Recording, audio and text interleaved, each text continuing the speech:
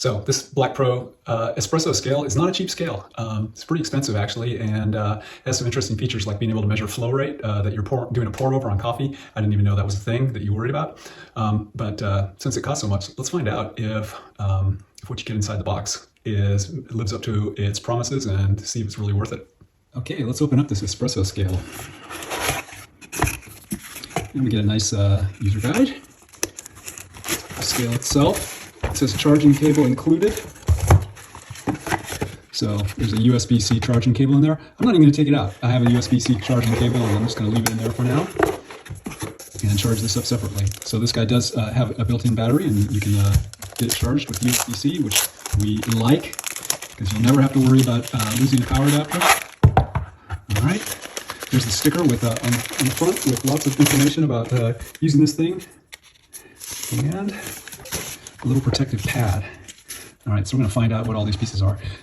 Lots of things to learn about on this guy, so I'm going to run through these real quick. Power button has overloaded 1, 2, 3, 4 functions. I don't like overloading buttons because you have to remember them. We've got a battery indicator, a volume indicator, a volume control, auto timer mode, time, flow rate, quick press to get your tare, long press to go into standby mode, and wait. It's a lot of stuff to remember.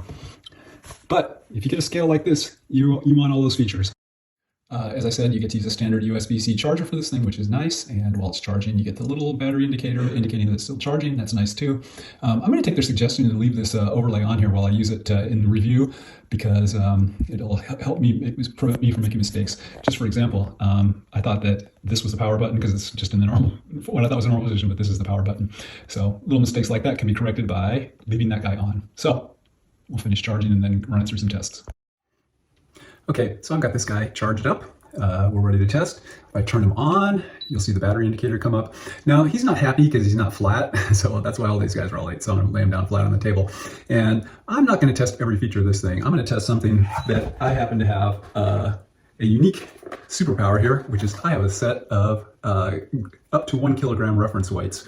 And this guy's spec'd out as being good for up to 2 kilograms. So I'm gonna run this thing through accuracy at all stages and see how it goes. So we're gonna look at its ability to measure small weights, its ability to measure large weights, and its ability to measure small differences when it's measuring a large weight. And that's what we're gonna judge it on. And I'm gonna let other people talk about the flow chart, the flow rates and things like that. So let's take a look. Okay, I've got my reference weights lined up. Let's turn the scale on and see how it does with just those. So it comes up, does its tare, it's set to 0. So we'll start with our teeny tiny, this is a 5 gram weight, or 10 gram weight. Comes up says 10.1. Not perfect. That is 1% accuracy. 20 comes up as 20.1. That is 0.05% accuracy.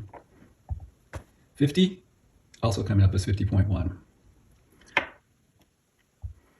100 coming up as 100.1.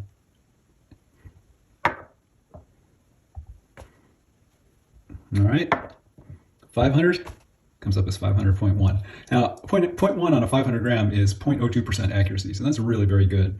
I'm going to put the whole kilogram on here. All these weights together add up to 1 kilogram.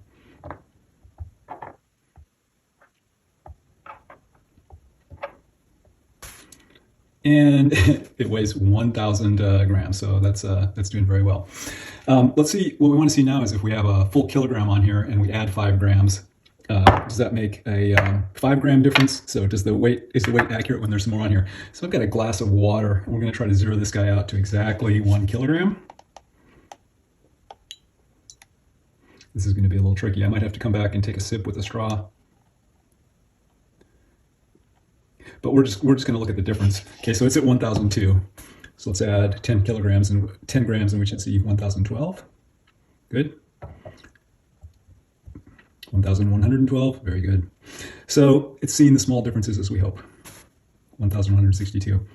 Now, in theory, it shouldn't make any difference whether I have this pad on here. They put this pad on here, and so I have to, now that I've taken that off, I have to redo the tare, quick press to tare back to 0. So when we measured this 10 gram before, it was measuring 10.1. It's still measuring 10.1. Oh, now it goes to 10.0. So 10.1, 10.0 bobbling back and forth. So maybe even less, maybe 0.5% accuracy. So it's doing pretty well. So I'm very happy with the weight measurement on here. At the kilogram level, it was almost imperceptible differences. So that's excellent. I left these. This is not what it's going to look like when you use it. I left this on here. It suggests you leave it on here till you know how everything works. You have your timer functions and your volume functions and so on. So, but yeah, very good scale, very good quality scale, great measurements, and I give it a 5-star rating based on that. And I'm not covering the other stuff. So if you're more interested in the flow meter and stuff, look at the other reviews. But if you're just interested in accuracy, I think I've been able to exercise it through its entire range, and it's looking really good. My family and I work really hard on these reviews, and we have a lot of fun. We get to test a lot of new products, see what they do, evaluate them, try them out. Not every review is a 5-star review. In fact, I would say at least half of the reviews I give are less than 5 stars. I try to be really honest and evaluate them so that you can make good decisions. And I tell you what I feel they rate.